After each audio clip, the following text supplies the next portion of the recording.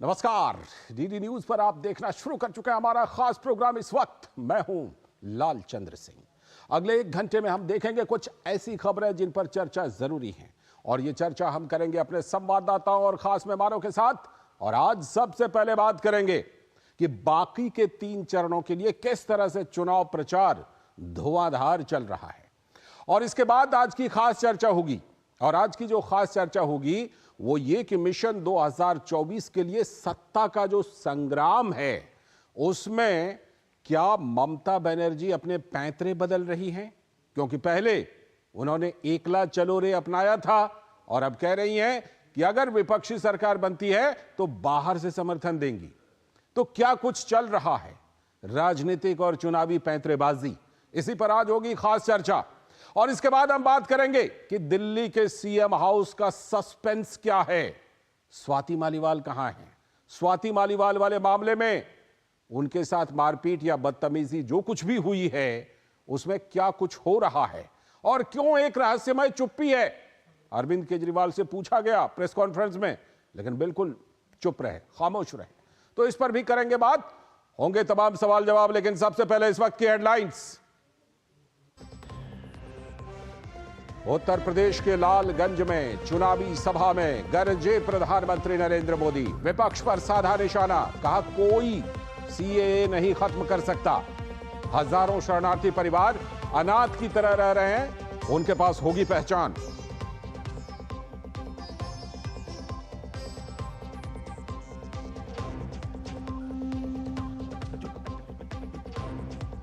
BJP के दिग्गजों का धुआंधार प्रचार, जेपी नड्डा ने भुवनेश्वर में किया रोड शो, अमित शाह की सीतामढ़ी और मधुबनी में जनसभा, तो कौशाम्बी में योगी आदित्यनाथ की रैली।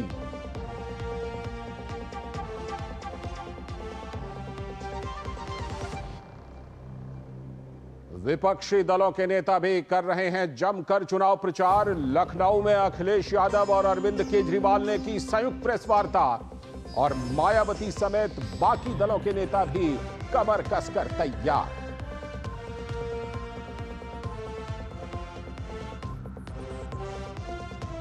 आम आदमी पार्टी की सांसद स्वाति मालीवाल से मारपीट के मामले पर अरविंद केजरीवाल ने साधी चुप्पी। लखनऊ में पीए विभव सिंह के साथ आए नजर। सपा नेता अखिलेश यादव ने कहा देश भर में और भी हैं मुद्दे, भाजपा ने साधा निशाना, कहा आम आदमी पार्टी के चरित्र में झूठ, मक्कारी और धोखा। पश्चिम बंगाल की मुख्यमंत्री और टीएमसी नेता ममता बनर्जी ने केंद्र में विपक्षी इंडी गठबंधन की सरकार बनने की हालत में उसे बाहर से समर्थन देने का किया ऐलान। चुनाव शुरू होने से पहले ममता ने तोड़ लिया था विपक्षी इंडी गठबंधन से अपना नाता।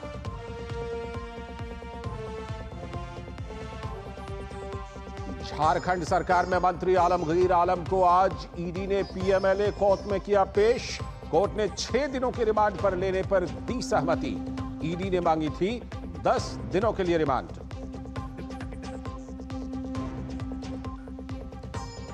दिल्ली समेत उत्तर पश्चिम भारत में आज से फिर भीषण गर्मी के आसार। 3 से 4 डिग्री तक बढ़ सकता है अधिकतम तापमान। तो वहीं केरल के 9 जिलों में बारिश को लेकर येलो अलर्ट। तमिलनाडु में भी भारी बारिश का दौर।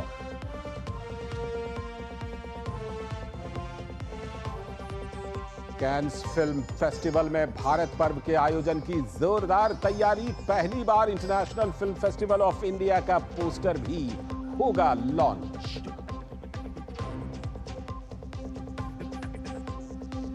और भारत के फुटबॉल आइकन सुनील छेत्री ने किया संन्यास का ऐलान। 6 जून को कोलकाता में कुवैत के खिलाफ खेलेंगे आखिरी मैच।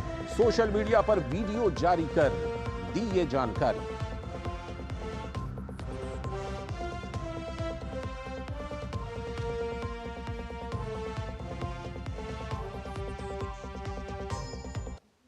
तो ये थी इस वक्त की हेडलाइंस।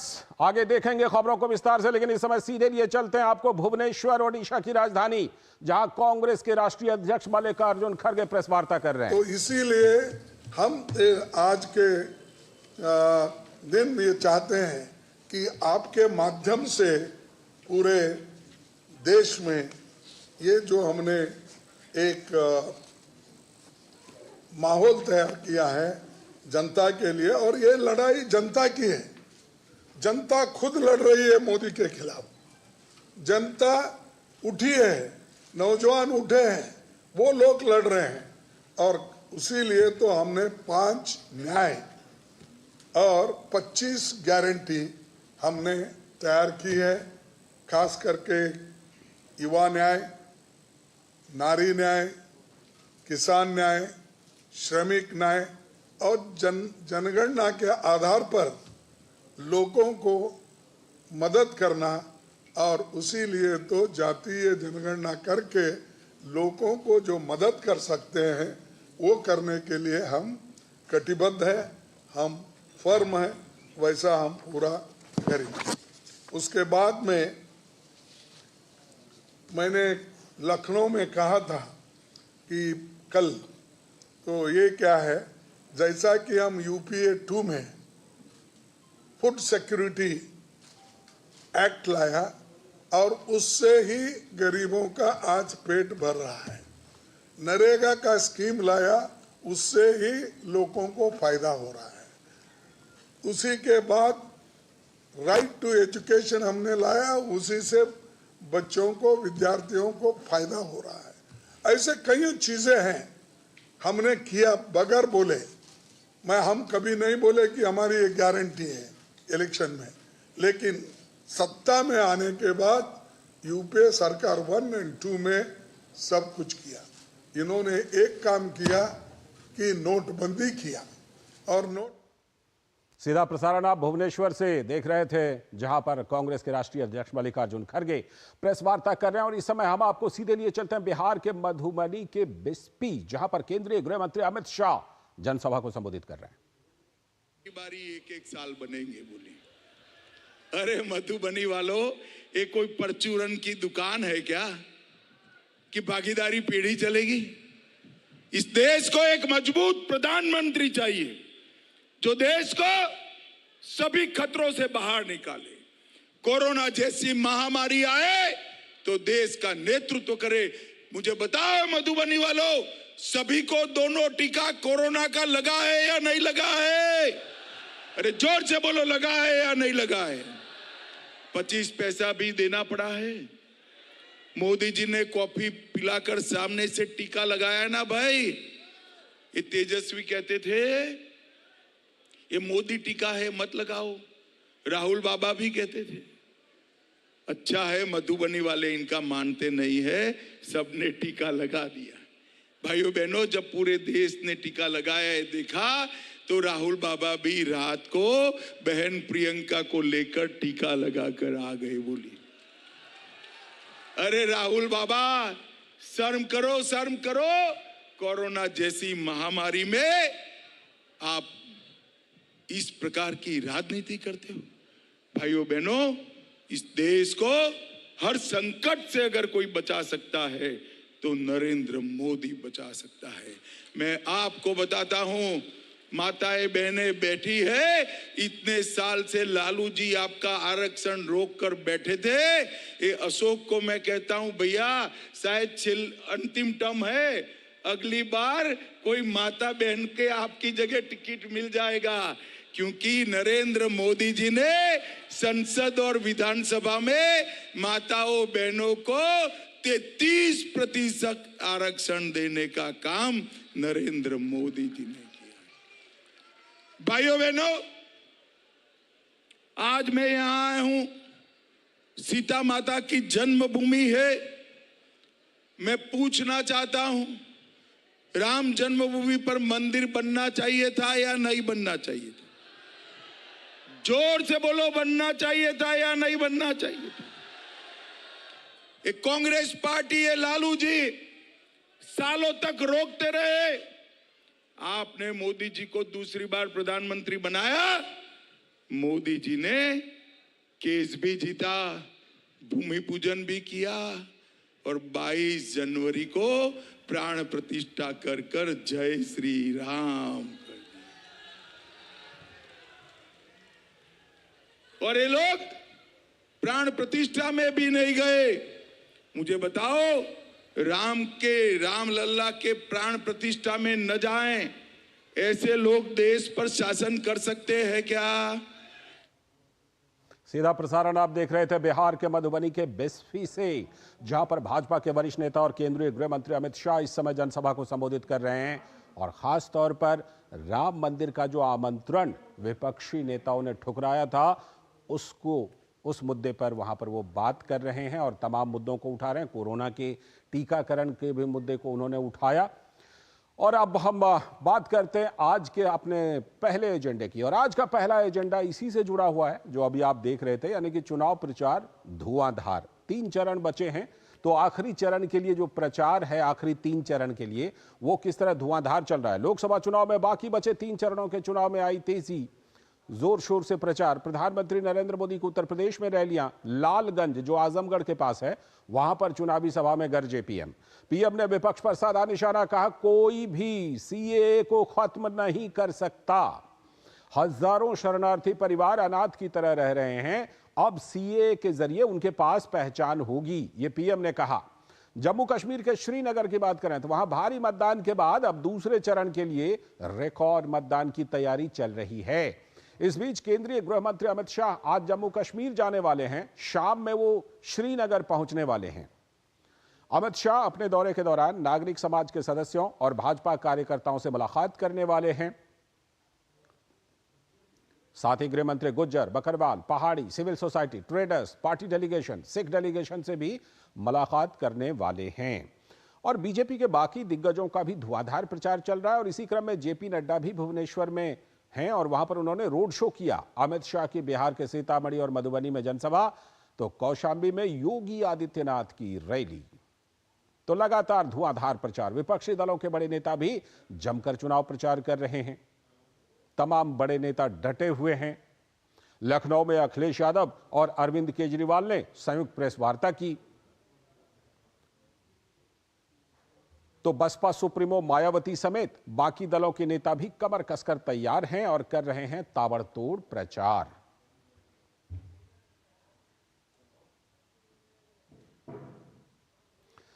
तो ये तमाम प्रचार जारी है और जिस तरह से नेताओं का प्रचार जारी है, तो उसको लेकर के क्या कुछ चल रहा है, इसी पर बात करने के लिए हमारे साथ हमारे संवाददाता जुड़ेंगे। लेकिन उससे पहले प्रधानमंत्री नरेंद्र मोदी ने क्या कुछ कहा है, उसे सुन लेते हैं। मोदी की गारंटी का मतलब क्या होता है, इसका ताजा उदाहरण सीएए कानून है। सीएए कानून है और आपने देखा होगा कल ही सीएए कानून के तहत शरणार्थियों को भारत की नागरिकता देने का काम शुरू हो गया। ये वो लोग हैं जो धर्म के आधार पर हुए भारत के बंटवारे का शिकार हुए थे। और मजा देखिए, ये महात्मा गांधी का नाम लेकर के सत्ता की सीढ़ियां तो चढ़ जाते हैं, लेकिन महात्मा गांधी की बातों को याद नहीं रखते हैं। खुद महात्मा गांधी ने भरोसा दिया था कि वो कभी भी भारत आ सकते हैं। 70 वर्षों में हजारों परिवार प्रताड़ना झेल करके अपनी बेटियों की इज्जत बचाने के लिए, अपना धर्म, अपनी संस्कृति, अपनी परंपरा को बचाने के लिए मजबूरन मुसीबत के मारे भारत मां की कोख में आकर के शरण लिया। लेकिन कांग्रेस ने इनकी कभी सूध नहीं ली। तो प्रधानमंत्री सीए का जिक्र कर रहे थे और सीए के जो लाभार्थी हैं, जिनको अब इसका लाभ मिलने लगा है, बल्कि करीब 300 लोगों को सर्टिफिकेट मिल चुके हैं, तो उन्हीं में से कुछ लाभार्थियों की बात सुनिए कि ये उनके लिए कितना अहम है। पाकिस्तान में हमें बहुत दिक्कतें थी, मतलब हम लड़कियां वहाँ पढ़ नहीं पाती थी और घर से बाहर नहीं निकल पाती थी। मतलब निकलना था तो भी हम बुर्का पहन के निकलती थी वहाँ मुसलमानों का वो करके। और हम इंडिया में आए तो बहुत अच्छा हमें लगता है, हम पढ़ लिख रहे हैं। मैं अभी 11th क्लास में पढ़ रही हूँ और मैं ट्यूशन भी जाती हूँ, अपने आप से मर्जी से मतलब बाहर भी निकल सकते हैं, तो बहुत अच्छा लग रहा है। सर ड्रीम कम ट्रू वाली फीलिंग है, मतलब दिल बहुत खुश है कि नया जन्म हो गया, लाइक नया बॉर्न हो गया, मतलब कि बहुत खुशी है इस चीज़ की कि नागरिकता मिली है हमें। सर बहुत धन्यवाद जी, भारतीय केंद्र सरकार का, बीजेपी सरकार का बहुत शुक्रिया। ये दिल के उद्गार हैं जो कह रहा है कि नया जन्म सा हो गया यहाँ आने पर और फिर सीएए के तहत नागरिकता का सर्टिफिकेट मिलने पर। तो देश भर में चुनाव प्रचार चल रहा है इस बीच और तमाम नेता प्रचार कर रहे हैं। इसी क्रम में आज केंद्रीय गृह मंत्री अमित शाह जम्मू कश्मीर जाने वाले हैं। हमारी संवाददाता रमा त्यागी हमारे साथ जुड़ रहे हैं इस पर और ज्यादा जानकारी के साथ। रमा हमारे साथ जुड़ चुकी हैं। रमा, आज केंद्रीय गृह मंत्री और भाजपा के वरिष्ठ नेता वहां पर जा रहे हैं, क्या कुछ उनका खास प्रोग्राम है? क्योंकि हमें जानकारी मिल रही है कि समाज के अलग अलग वर्गों से, नागरिक समाज से उनकी मुलाकात होने वाली है। बिल्कुल सही आप बता रहे हैं लालचंद्र जी।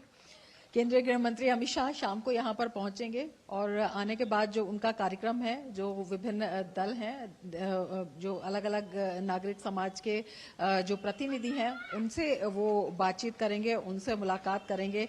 और गृह मंत्री का ये आगमन क्योंकि लोकसभा चुनाव के दौरान हो रहा है, चुनाव का प्रोसेस यहां भी चल रहा है, तो उत्सुकता भी है और अटकलें भी हैं, उनका बाजार भी गर्म है। लेकिन जो अभी तक सूचना मिल पाई है, और हाँ, जो राजनीतिक संदेश है वो जाता भी है और जाना भी चाहिए। जो हमें सूचना मिल पाई है, फिलहाल यही मिल पाई है कि अभी वो जब आएंगे तो विभिन्न जो रिप्रेजेंटेटिव्स हैं, डिफरेंट डेलीगेट्स हैं, उनसे मुलाकात करेंगे, उनसे बातचीत करेंगे, उनसे जानेंगे। और आपको याद होगा लालचंद्र, जब गृह मंत्री गए थे जम्मू में अपनी रैली के दौरान, उन्होंने साफ तौर पर कहा था कि अभी हमें यहाँ पर, अगर हम कश्मीर घाटी की हम बात करते हैं, तो जो यहाँ पर केंद्र सरकार काम कर रही है वो चुनाव जीतने के लिए नहीं कर रही है, वो राजनीतिक हितों से प्रेरित नहीं है, वो लोगों के दिल जीतने के लिए काम कर रही है। जब हम लोगों के दिल जीतेंगे तो जनता अपने आप ही हमें जिताएगी। तो वही जो दिल जीतने वाली बात है ना, ये दौरा उसकी तस्दीक करता हुआ दिखाई दे रहा है जब वो यहाँ पर आकर बात करेंगे विभिन्न समुदाय के लोगों से। और बड़ी यहाँ पर जो लोगों को इसलिए खुशी भी है जी। जिस तरह रिकॉर्ड मतदान दर्ज किया गया इस बार पिछले चरण के चुनाव में, अब आगे के चरणों के लिए कैसी तैयारी है वहां पर? बिल्कुल तैयारी पूरे पुरजोर तरीके से चल रही है। दल तो अपनी अपनी बात कर ही रहे हैं। जो इलेक्शन कमीशन है उसने भी तमाम तैयारियां की हैं कि जिससे लोग बाहर निकल कर आए। और ये जो मतदान बढ़ा हुआ था, ये कोई बहुत आम मतदान नहीं था, ऐतिहासिक मतदान इसे कहा जा सकता है। 3 दशकों के बाद यहाँ पर वोट परसेंटेज बढ़ी है और ये महत्वपूर्ण इसलिए भी है कि जो दल यहाँ पर इस बात की बात करते हैं, जो दल 370 की बात करते हैं, उनके फिलहाल बहुत बहुत शुक्रिया। रमा से हमारा संपर्क कहीं ना कहीं फ्रीज हो रहा था, तो अब आगे चलकर फिर एक बार मोदी सरकार, कमल का बटन दबाएं, भाजपा को जिताएं। स्वागत है ब्रेक के बाद। आप देख रहे हैं डीडी न्यूज पर इस वक्त, और अब बारी आ गई आज की खास चर्चा की। और जैसा कि हमने बताया था कि आज की जो खास चर्चा है वो इस बात पर कि मिशन 2024 के लिए सत्ता का क्या संग्राम चल रहा है और उसके लिए किस तरह से राजनीतिक दल अपने पैतरे बदल रहे हैं। तो पहले कुछ प्रमुख बातें देख लेते हैं, फिर अपने खास मेहमानों से जुड़ेंगे। तो चौथे चरण के चुनाव के बाद सीटों को लेकर अपने अपने दावे हैं, तो सरकार को लेकर भी थोड़ी थोड़ी स्थिति स्पष्ट होने लगी है। पश्चिम बंगाल में ममता बनर्जी ने पहले तो इंडी गठबंधन से नाता तोड़ लिया था, आपने देखा ही होगा, एकला चलो रे कहा था। लेकिन ममता बनर्जी ने सरकार बनने की स्थिति में अब बाहर से समर्थन देने का ऐलान किया है। कल तक ममता कह रही थी कि कांग्रेस और सीपीएम के वोट तो बीजेपी की जीत पक्की कर रही हैं, यानी कि इससे बीजेपी को मदद मिल रहा है। तो वोट बैंक के बंटवारे से परेशान ममता के द्वारा शायद लगता है ये गुगली फेंकी गई है कि वो आगे चल करके समर्थन देंगी। लेकिन वही कांग्रेस के नेता अधीर रंजन चौधरी उन्हें अभी भी दुश्मन नंबर 1 ही बताते हैं। हर साल पीएम बदलने की बात कहने वाले संजय राउत ने कहा कि ममता तो हमारी दीदी हैं। संजय राउत ने यह भी कहा कि ममता दीदी हमारी लड़ाई में शामिल हैं। तो उधर आज उत्तर प्रदेश के आजमगढ़ की रैली में पीएम मोदी ने वोट बैंक की सियासत पर एक बार फिर से जबरदस्त प्रहार किया और प्रधानमंत्री ने जोर देकर कहा कि कोई माई का लाल सीए को खत्म नहीं कर सकता। पीएम मोदी ने कहा कि विपक्ष ने हिंदू मुसलमान को लड़ा लड़ा कर सेक्युलरिज्म का चोला पहना हुआ था, जो अब उतर गया। मोदी ने विपक्ष के सेक्युलरिज्म का नकाब उतार दिया है। ये सारे लोग सांप्रदायिक हैं। लेकिन सबसे चौंकाने वाला बयान तो कांग्रेस की ओर से आया है। पार्टी के अध्यक्ष मल्लिकार्जुन खड़गे ने गरीबों से 10 किलो अनाज का वादा कर दिया है कि हम 10 किलो देंगे। अब तक सवाल उठाते थे 80 करोड़ लोगों को मुफ्त अनाज के मोदी सरकार के दावे पर विपक्ष तंज कसता रहता था। देखिए, इतने गरीब हैं तभी तो अनाज मिल रहा है, ये कहा करता था विपक्ष। विपक्ष कहता था कि गरीबों को मुफ्त अनाज देकर उन्हें और ही गरीब बनाया जा रहा है। लेकिन जब 4 चरण हो गए तो चौथे चरण के बाद मल्लिकार्जुन खड़गे ने यह साफ कर दिया कि यह तो आज की जरूरत है, यानी सही मान लिया योजना को। उधर रायबरेली की जनसभाओं में प्रियंका गांधी कुछ अलग ही कहती हुई दिखी इसी मुद्दे पर, और वो कहती हैं, प्रियंका गांधी ने कहा 5 किलो अनाज देकर किसी को आत्मनिर्भर नहीं बनाया जा सकता, तो लगता है 10 किलो देकर बनाया जा सकता है अगर खड़गे जी के बयान को लेकर चले। यानी राहुल गांधी की खटाखट इकोनॉमी जो है उसको तो प्रियंका गांधी क्रांतिकारी मानती हैं कि हां, इससे बहुत बड़ा बदलाव आ जाएगा, लेकिन पीएम मोदी के गरीब कल्याण योजना को बेकार बताती हैं। कांग्रेस पार्टी की खुद की बात कर लीजिए। जानकार मानते हैं कि अलग अलग क्षेत्र के लिए विपक्ष के द्वारा अलग अलग एजेंडा बनाए जाते हैं। कांग्रेस अपने 5 न्याय 25 गारंटी के बजाय संविधान खतरे में, लोकतंत्र खतरे में, इसको एजेंडा बनाती रहती है, धारदार बनाती रहती है। लेकिन इसका असर इन सब का कितना होगा, ये तो 4 जून को पता चलेगा, जब नतीजा हमारे और आपके सामने होगा।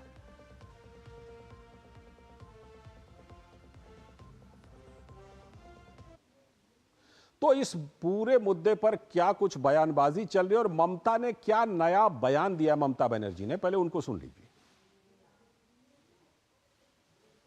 ও দুটো আমাদের সাথে নেই, ও দুটো বিজেপির সাথে আছে। আমি দিল্লির কথা বলছি।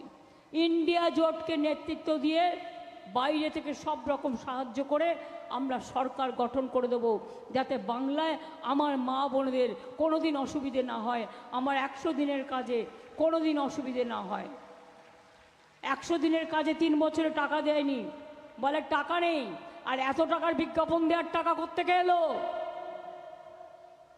একটা বিড়ি আগে দিনে 3 বার টানতে। और अब सुनिए मल्लिकार्जुन खड़गे को, जिनको अब 10 किलो अनाज की जरूरत महसूस होने लगी है। आप 5 किलो दे रहे हैं ना, हम गठबंधन की सरकार अगर आएगी हम 10 केजी देंगे। लेकिन इसी योजना पर प्रियंका गांधी क्या कह रही हैं, उनको जरा सुनिए। आपके लिए सिर्फ 5 किलो का राशन है बस, और इस 5 किलो के राशन में किसी का पेट नहीं भर रहा है। मिल रहा है, ये अच्छी बात है, लेकिन इससे भविष्य नहीं बनेगा, इससे आप आत्मनिर्भर नहीं बन सकते। मैं आज किसी भी नौजवान से पूछूं, मैं तुमसे पूछ रही हूं, अगर मैं तुम्हें बोलूं कि मैं तुम्हें ये लोग 5 किलो का राशन दे रही हूं हर महीने, या फिर तुम्हें रोजगार दूंगी, तो तुम कौन सा चुनोगे? और केंद्रीय मंत्री और भाजपा के नेता अनुराग सिंह ठाकुर ने इस पूरे मामले पर क्या कुछ कहा है, पहले उन्हें भी सुन लेते हैं। जो कांग्रेस 60 साल में नहीं कर पाई, मोदी सरकार ने 10 साल में किया है। 60 सालों में देश में मात्र 74 एयरपोर्ट बने, अब 150 हो गए। 96,000 किलोमीटर सड़कें बनी, नेशनल हाईवे आज 1.5 लाख किलोमीटर हो गई। 3,20,000 किलोमीटर ग्रामीण सड़कें थी, आज 7,06,000 किलोमीटर हो गई। कोई वंदे भारत नहीं थी, आज 41 वंदे भारत हो गई। पटरियां का इलेक्ट्रिफिकेशन दुगने से ज्यादा हो गया। 387 मेडिकल कॉलेज थे, 706 हो गए। 747 यूनिवर्सिटी थी, 1,117 हो गई। 16 ट्रिपल आईटी थी, आज 24, 16 आईआईटी थी, आज 24 हो गई। 12 आईएम थे, आज 19 हो गए। 7 एम से बढ़कर 24 हो गए। रोजगार के आंकड़े भी अब सामने आए कि 10 सालों में 51.4 करोड़ रोजगार के अवसर पैदा हुए, रोजगार मिले पिछले 10 सालों में, स्कॉच की रिपोर्ट में बताया गया। अब कांग्रेस के पास कोई जवाब नहीं। जब दुनिया भर की महंगाई से तुलना करते हैं तो हिंदुस्तान में मोदी सरकार में महंगाई नियंत्रण में रखी गई। कांग्रेस सरकार में 12-13% महंगाई थी, मोदी सरकार में 5.5% है। तो तमाम उपलब्धियां जो केंद्र सरकार की रही हैं, भाजपा के नेता और केंद्रीय मंत्री अनुराग सिंह ठाकुर गिना रहे थे, लेकिन विपक्ष का जो पैंतरा है क्या वो बदलता रहता है, शिफ्ट होता रहता है? इसी पर आज की खास चर्चा करेंगे, उस पर जुड़ेंगे अपने खास मेहमान से। लेकिन एक छोटा सा ब्रेक, और ब्रेक के बाद लौटकर फिर इस चर्चा को शुरू करेंगे।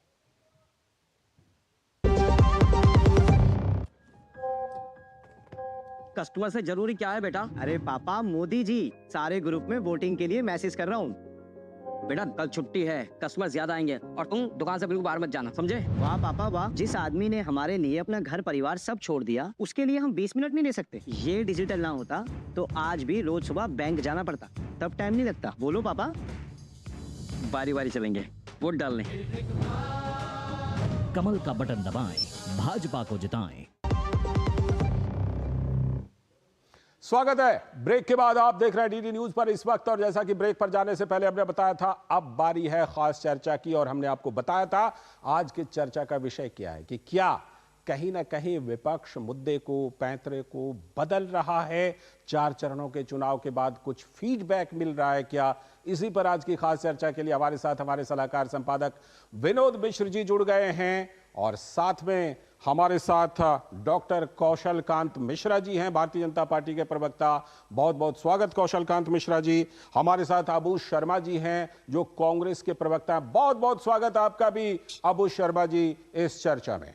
मैं चर्चा को विस्तार विनोद जी के जरिए देता हूं। विनोद जी, क्या 2 चीजों को लेकर के बताइए कि 4 चरणों के चुनाव के बाद ये 2 बयान को कैसे समझा जाए। एक तो ममता बनर्जी, जिन्होंने बोला था कि एकला चलो रे, अब कह रही हैं कि नहीं, सरकार जो विपक्षी अगर बनती है उसको बाहर से देंगे समर्थन, मतलब पूरी तरह कटे हुए नहीं है। और दूसरी तरफ मल्लिकार्जुन खड़गे जी 4 चरणों के बाद कह रहे हैं कि 5 क्यों, हम तो 10 किलो देंगे।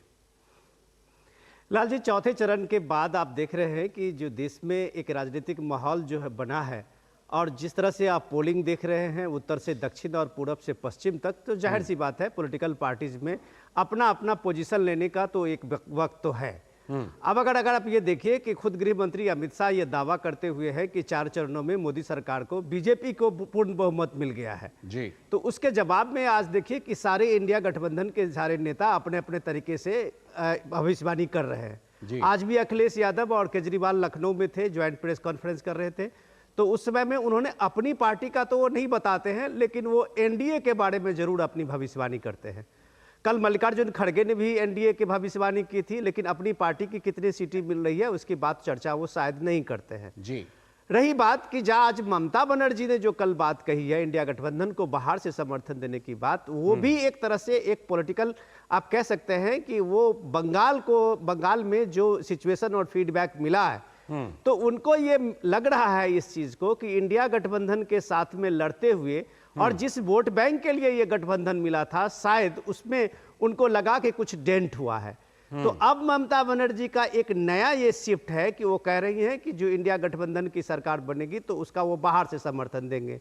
इसका मतलब सीधा है कि वो एक सर्टेन जो खास वर्ग है उसको बता रही है कि हम इंडिया गठबंधन से अलग नहीं है, हम भी वही हैं।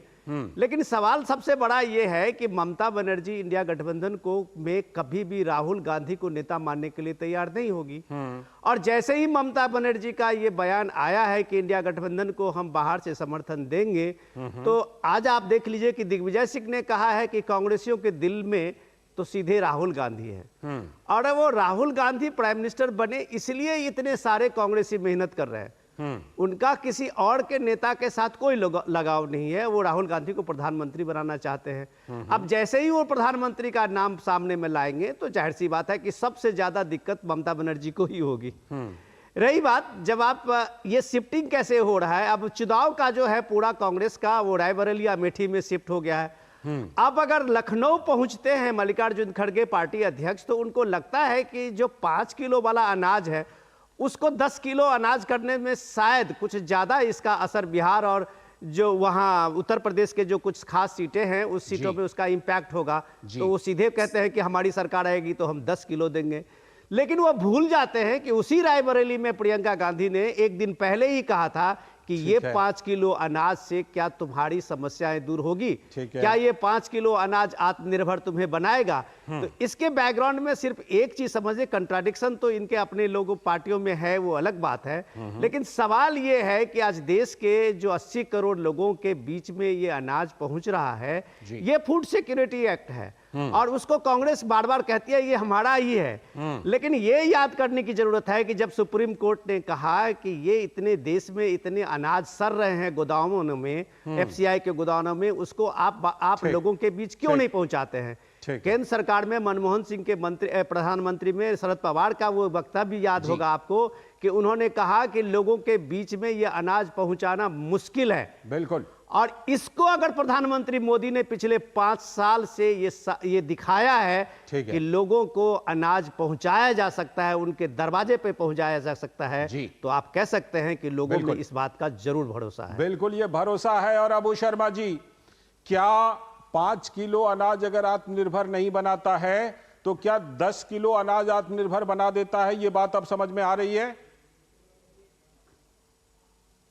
सभी साथियों को नमस्कार। नमस्कार, स्वागत। जब से इंडिया गठबंधन बना ना, हम लोग बयानों का सागर में तैर थे। हाँ, चाहे इंडिया से बयान आ रहे, इंडिया गठबंधन के तरफ से, अलग अलग पार्टियों के तरफ से, हमारे पार्टी के तरफ से और भारतीय जनता पार्टी की तरफ से जी, ये बयानों के सागर में तैरते तैरते 4 चरण का चुनाव हो गया और 4 चरण का चुनाव में खुफिया जानकारी जो आदरणीय प्रधानमंत्री जी को मिली वो बहुत चौंकाने वाला है। सीधा प्रधानमंत्री को यह पता चल चुका है जो हर चरण में 20-25 सीट से ज्यादा भारतीय जनता पार्टी को नहीं मिल रहा है। तो अभी हमको हाथ जोड़ से विनती कर रहा हूं, ये बयानों का सागर में हमको तैरने के लिए मत उतारिए। हम अभी कोशिश कर रहे हैं, ये जो बाकी 3 चरण बचे हुए हैं ना, वो 3 चरण में हम भारतीय जनता पार्टी को 150 से 100 के नीचे ला सकता हूं या नहीं। अभी हमारा ये लड़ाई है, भारतीय जनता पार्टी को हम 100 के नीचे लाने की कोशिश कर रहा हूं। बाकी तो जो होना है हो गया। अभी हमारा जो कोशिश है हम उसमें मस्त है और हम जश्न मना रहे हैं जो देश का जनता के ऊपर भारतीय जनता पार्टी ने जो बोझ डाला था। तो 100 से नीचे लाने के लिए ही ये जो अनाज वाला मामला है, ये 100 से नीचे लाने की कोशिश। हाथ जोड़ से विनती कर रहा हूं, बयानों का सागर में हमको चुनाव है ना, तो चुनाव तो बयानों पर ही होता ही है अबू जी, आप जानते हैं।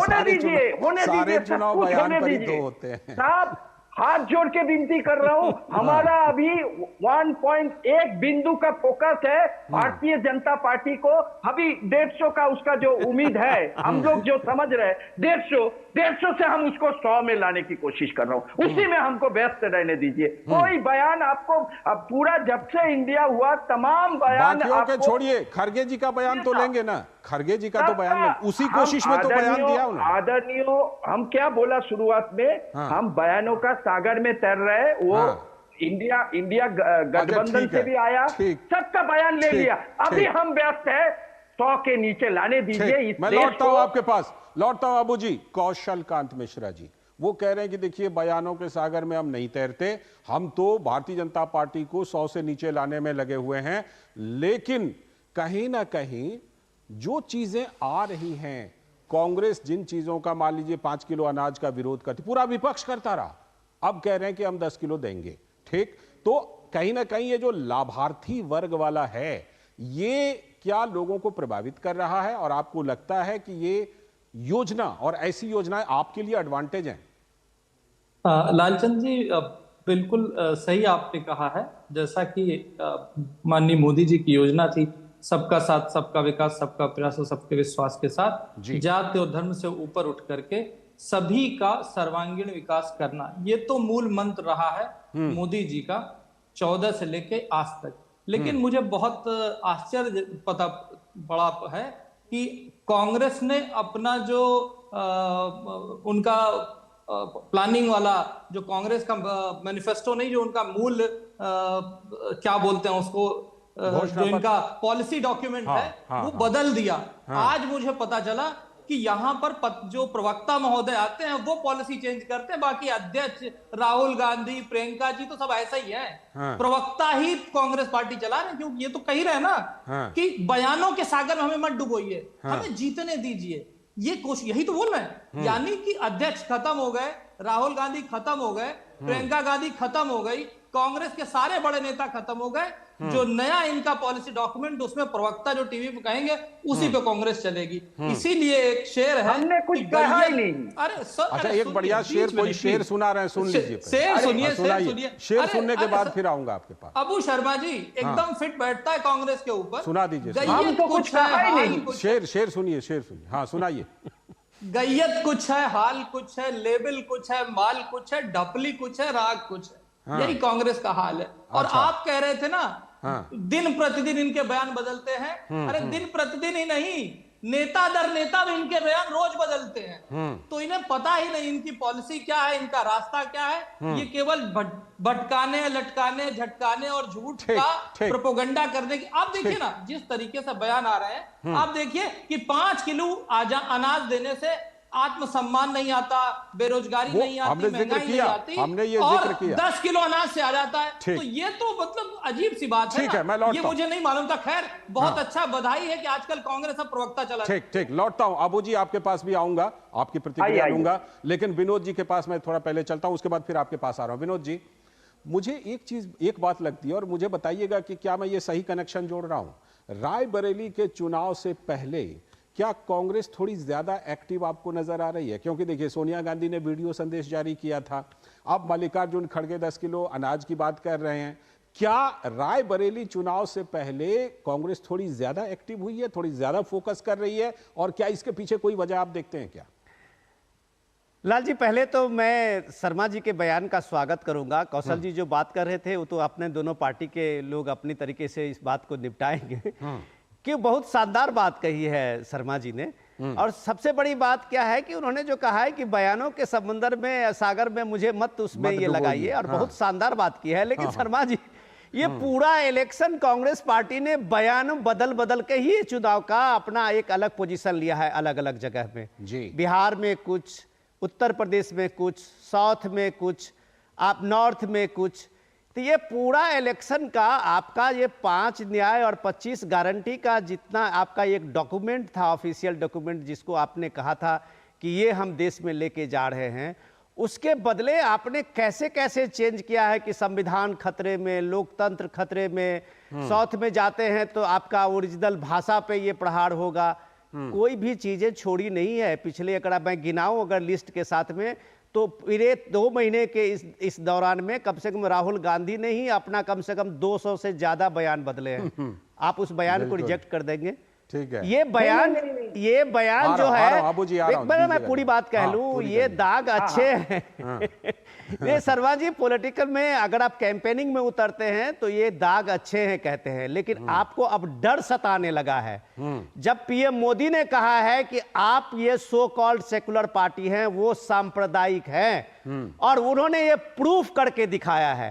आप जिस सेकुलरिज्म के नाम पे इस देश में लोगों को धोखा दे रहे थे, प्राइम मिनिस्टर मोदी आज रैलियों में, रोड शो में आपको एक्सपोज कर रहे हैं। ठीक है। अब आपको लग रहा है कि हमारा बयान जो है वो भारी पड़ रहा है, तो आप पल्ला झाड़ रहे हैं। आपको लगता है कि मतलब बयानों में, क्योंकि आपका आकलन है कि क्योंकि बयानों में पिछड़ रहे हैं, इसीलिए बयानों से पीछा छुड़ाना आपने चाहते हैं। जब कभी भी आरक्षण का मुद्दा उठाया तो उन्होंने लगा दिया आपको कि आपने कर्नाटक में कैसे सारे मुस्लिम को आरक्षण दिया। आप जब राम मंदिर के बात उठाया तो उन्होंने कहा कि राम मंदिर प्राण प्रतिष्ठा के लिए आपको शिलान्यास के लिए इनविटेशन मिला, आप नहीं गए, तो ये कौन सा आपका सेकुलरिज्म था? तो जाहिर सी बात है, आपके हर पॉइंट का, लोकतंत्र से लेके, सेकुलरिज्म से लेके, आरक्षण से लेके, हर का एक एक बयान का प्राइम मिनिस्टर मोदी जब देने लगे हैं, तब जाके आप ये बात अब कह रहे हैं कि हमें बयानों पे नहीं जाना है। ये बात समझने लायक है शर्मा जी। ठीक, मैं अबू जी के पास आ रहा हूं। अबू जी, एक तो जो आप रिएक्शन देना चाहते हैं वो जरूर दीजिए, और साथ में ये भी बता दीजिए, क्या रायबरेली चुनाव से पहले कांग्रेस को थोड़ा सुपर एक्टिव होने की जरूरत महसूस हुई है? नहीं, सबसे पहले आजादी के बाद से ये पहला चुनाव है जी। ये देश का आदरणीय प्रधानमंत्री जी अपने 10 साल का कार्यकाल में क्या किया बताया नहीं दे, कभी नहीं बताया।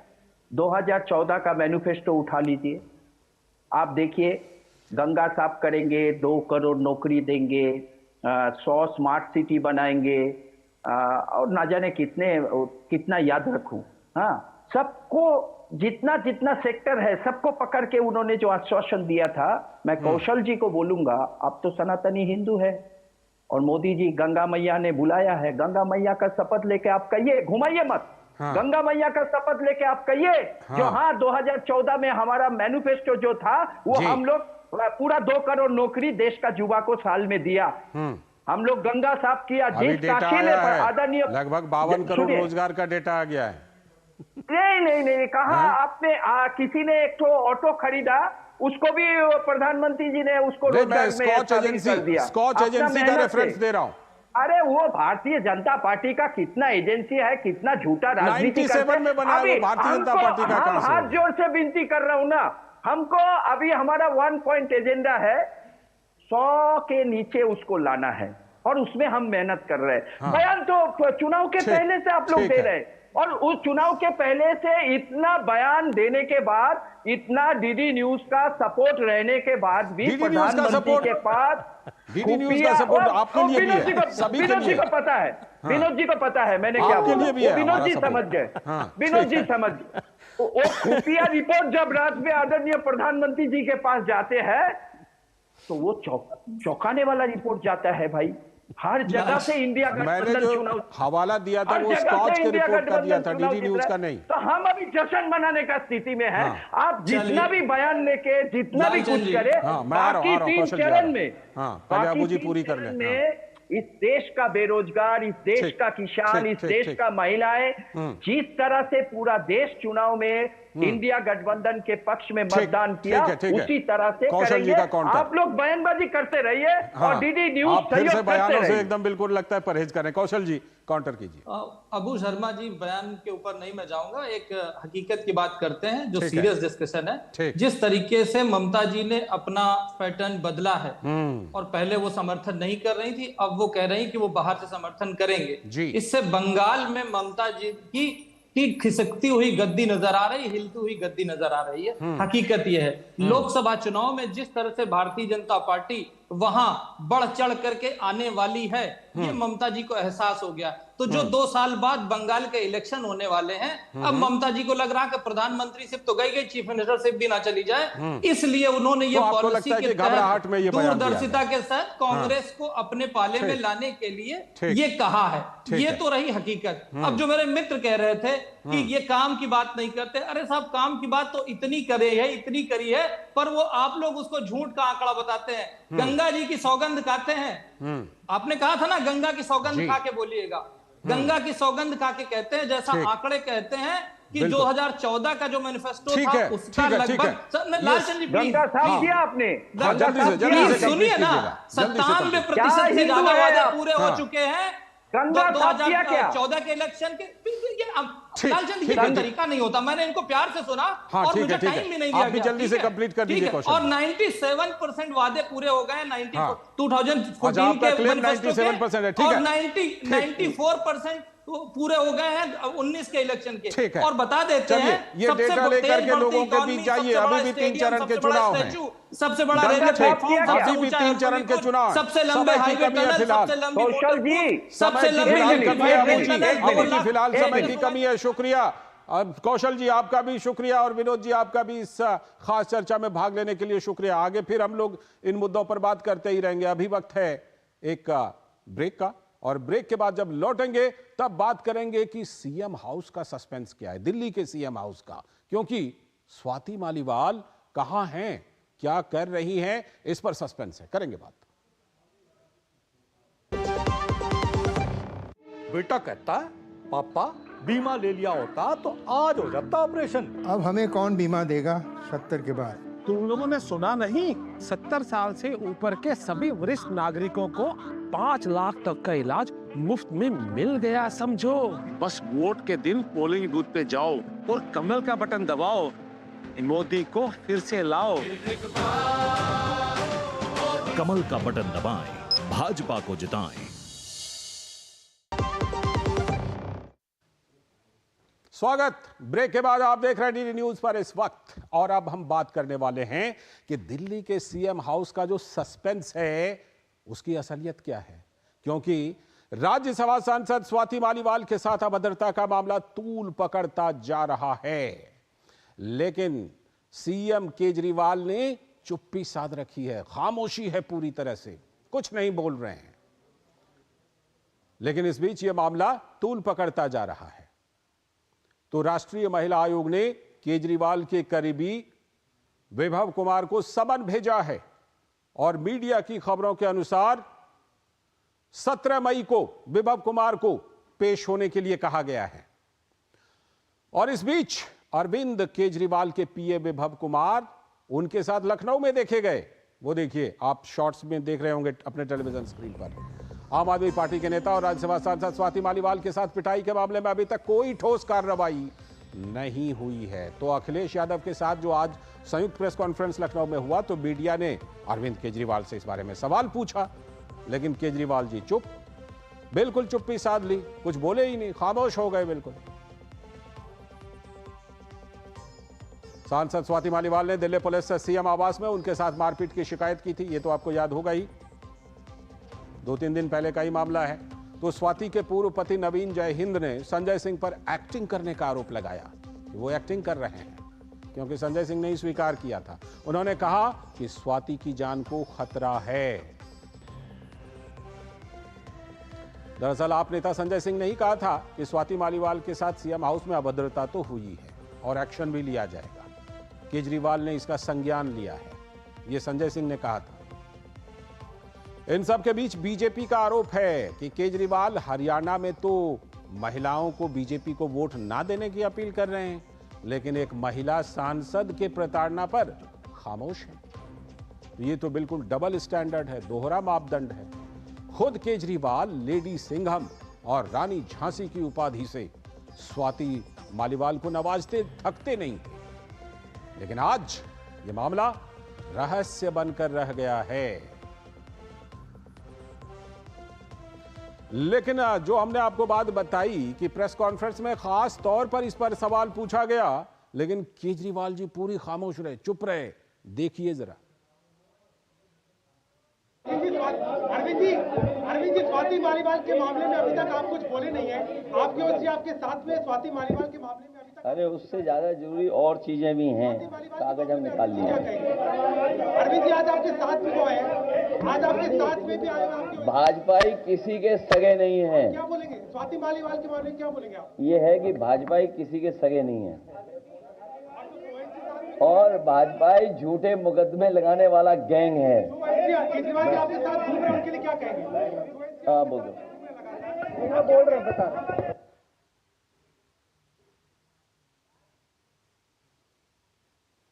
तो आपने देखा ना, अरविंद केजरीवाल ने बाएं दाएं सब जगह माइक खिसका दिया, और इस बीच में स्वाति मालीवाल के बारे में सवाल पर सवाल पूछे जाते रहे। अरविंद केजरीवाल खिसकाते रहे माइक को इधर उधर, और अखिलेश यादव ने कहा बहुत सारे मुद्दे हैं बात करने के लिए। तो किस तरह से ये खामोशी है अरविंद केजरीवाल की? बीजेपी हमलावर है। गौरव भाटिया ने क्या कहा, प्रवक्ता ने, सुनिए। अरविंद केजरीवाल, ऐसा प्रतीत होता है, ये अपने पीए को कहते हैं कि एक नेत्री को जो सांसद हैं और उन्हीं की पार्टी से हैं, उनको पीटो, गाली दो। क्या इस बात का खंडन एक मुख्यमंत्री को, जिसने संविधान की शपथ ली है कि नारी सम्मान के लिए खड़ा रहेगा, एक शब्द नहीं बोलना चाहिए था? और लोकतंत्र में महापर्व चल रहा है, जब वोट की चोट लगती है ना, तो ऐसा ना हो अरविंद केजरीवाल, रिटायर छोड़िए, रिटायर तो आप होंगे ही, कहीं पॉलिटिकली एक्सपायर भी ना हो जाए। तो बीजेपी हमलावर है, हमला करने का मौका भी मिला है। लेकिन क्या कुछ लखनऊ में हुआ और दिल्ली में इस मामले पर क्या चल रहा है, इस पर हमारे दो संवाददाता हमारे साथ जुड़ चुके हैं। रामेंद्र सिंह लखनऊ से और गिरीश निशाना दिल्ली से हमारे साथ जुड़ चुके हैं। पहले मैं रामेंद्र के पास चलता हूं। रामेंद्र, आपसे एक अपडेट जरूर लेना चाहूंगा कि जब बार बार सवाल पूछा गया अरविंद केजरीवाल से तो वो लेफ्ट राइट माइक को घुमाते रहे और हमने देखा विजुअल में कि माइक जो है वो संजय सिंह के पास भी गई। क्या संजय सिंह ने इस पर कुछ बोला क्या? नहीं लालचंद जी, इसमें ना संजय सिंह ने बोले कुछ और ना ही अरविंद केजरीवाल इस मुद्दे पर कुछ बोले। अखिलेश यादव ने कहा कि अन्य मुद्दे हैं जिन पर बात की जा सकती है, नहीं इस मुद्दे पर बात नहीं करना है। कभी कभी इस तरह की स्थितियां दर्शाती हैं कि इस घटना में सहभागिता है। कब मुंह बंद करना, सवाल का जवाब न देना, ये सहभागिता दिखाता है। तो जिस तरीके से दाहिने बाएं मैच खिसकाकर उन्होंने फिर अखिलेश यादव के सामने कर दिया, वो इस बात को तय करता है कि उस मुद्दे पर उनको जवाब नहीं देना है। वो सहभागी के तौर पर देखा जा रहा है कि ये इस घटना के पीछे कहीं ना कहीं अरविंद केजरीवाल की भूमिका है। अन्यथा यहाँ विभव क्यों दिखते लखनऊ में? अगर कोई घटना थी, उनके खिलाफ कार्रवाई किया जाना था तो उनको नहीं आना चाहिए था। ऐसा कोई जरूरी विभव का आना नहीं था, अरविंद केजरीवाल का आना जरूरी था, संजय सिंह का पॉलिटिकली आना जरूरी था। तो ये दिखाता है कि जो घटना हुई है उसमें विभव के खिलाफ कोई कार्रवाई नहीं होगी और इसीलिए माइक इधर उधर खिसकाए गए। क्योंकि संजय सिंह कह चुके थे कार्रवाई होगी और कार्रवाई नहीं होनी है तो माइक खिसकाए गए इधर उधर। आपने जो सहभागिता वाली बात कही ना, उस पर मुझे अरविंद केजरीवाल जी का एक बड़ा फेमस कोट था, सब मिले हुए हैं जी। तो लग यही रहा है कि शायद सब मिले हुए हैं जी। गिरीश निशाना, क्या सब मिले हुए हैं? जिनके साथ बदतमीजी हुई क्या वो, जिन्होंने बदतमीजी की क्या वो, जो बीच में बात कर रहे हैं क्या वो, जिनके कहने पर बदतमीजी हुई क्या वो, और जिनकी वजह से बदतमीजी हुई, क्या सब मिले हुए हैं जी? गिरीश निशाना। बिल्कुल लालचंद, सब मिले हुए हैं। क्योंकि इस बात को इसलिए कहा जाएगा क्योंकि ना तो मालीवाल की तरफ से कोई शिकायत पुलिस को आगे गई है, ना ही अरविंद केजरीवाल जो महिला सुरक्षा की बड़ी बड़ी बातें करते हैं उनकी तरफ से कोई बयान सामने आया है, ना ही विभव कुमार की तरफ से कोई सामने आया है। हालांकि संजय सिंह जरूर सामने आए थे, उन्होंने कहा था कि स्वाति मालीवाल के इस तरह की घटना हुई है और कहीं ना कहीं वो हमारी मेरी बहन के समान है। और इसको घेरने के लिए जो उनके पूर्व पति हैं नवीन जय हिंद, उन्होंने भी इस पे सवाल उठाए हैं, खुद संजय सिंह पे सवाल उठाए हैं। और जो महिला दिल्ली की महिलाओं की लड़ाई लड़ रही थी, आज वो अपनी लड़ाई लड़ने पर मजबूर है, अपनी शिकायत तक पूरी तरह से दर्ज नहीं करा पा रही। एक बड़ा सवाल कहीं ना कहीं आम आदमी पार्टी पर इस समय उठकर खड़ा हो गया है लालचंद। बिल्कुल ये सवाल है। और फिर वही बात कि क्या सब लोग इस पर जो है पर्दा डालने की कोशिश कर रहे हैं, लखनऊ में भी और दिल्ली में भी तो ये बिल्कुल साफ तौर पर दिखाई पड़ रहा है। बहुत बहुत शुक्रिया गिरीश निशाना जुड़ने के लिए और रामेंद्र सिंह आपका भी जुड़ने के लिए। तो इस समय हम आपको अब सीधे लिए चलते हैं उत्तर प्रदेश के प्रतापगढ़, जहां प्रधानमंत्री नरेंद्र मोदी चुनावी जनसभा को संबोधित कर रहे हैं। और इसलिए पूरा देश कह रहा है इस सरकार का तीसरा कार्यकाल होगा और दमदार।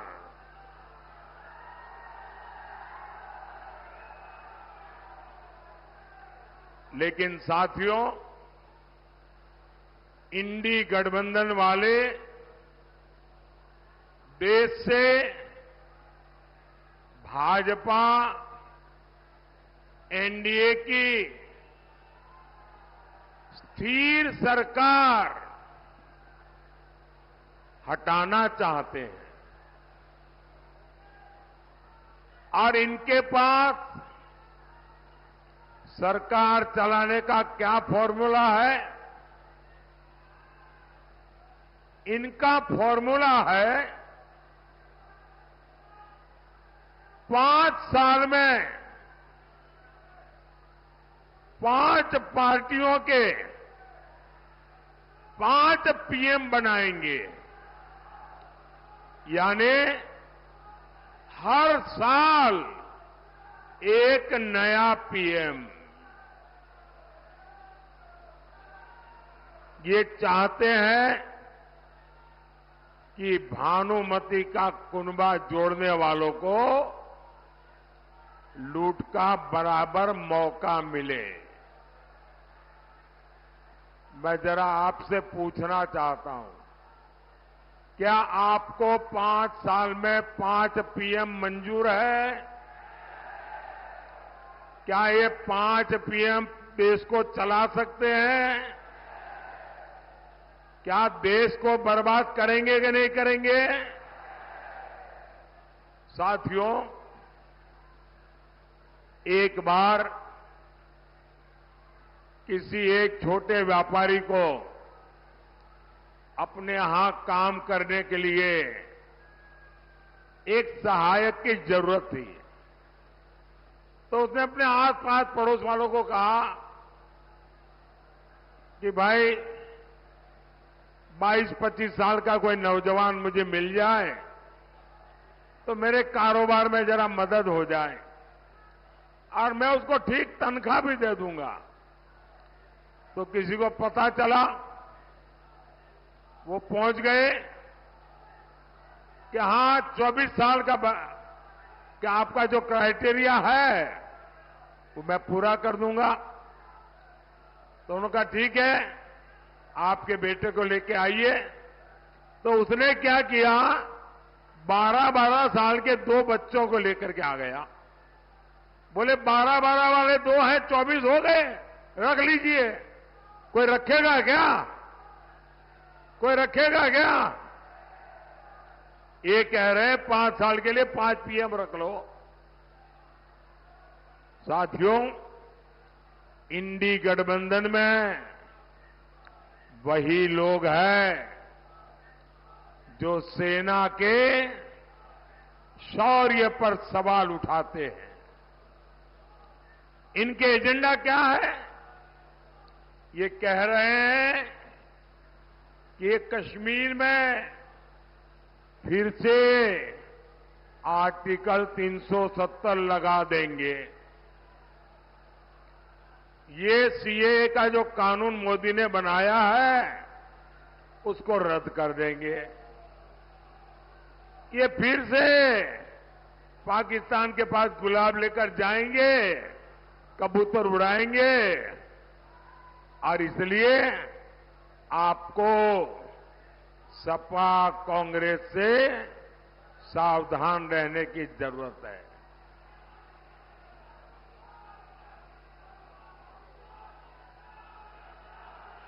साथियों, इंडी गठबंधन के लोग देश को बदहाल बनाकर सत्ता से गए थे। 2014 से पहले देश को उन्होंने तबाह कर दिया था, बर्बाद कर दिया था। हर क्षेत्र में लूट मची थी। देश निराशा की गर्त में डूबा हुआ था। 2014 में आपने जब हमें सेवा करने का मौका दिया तो पहले तो हमारी पूरी ताकत इन गड्ढों को भरने में लग गई, बर्बादी से देश को बाहर निकालने में लग गई।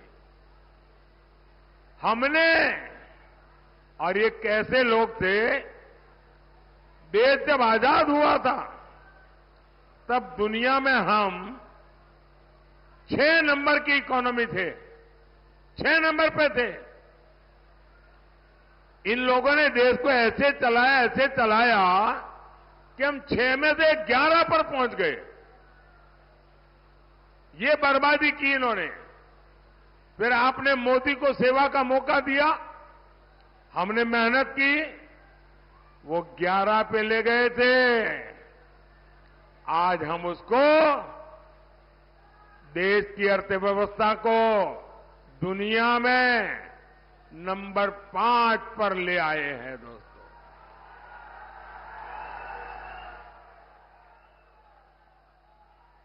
और मोदी इतने से खुश होने वाला इंसान नहीं है और न ही रुकने वाला है और न ही थकने वाला है।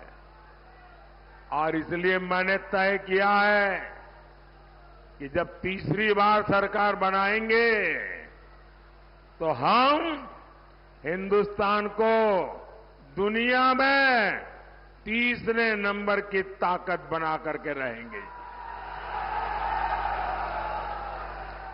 और ये मोदी की गारंटी है।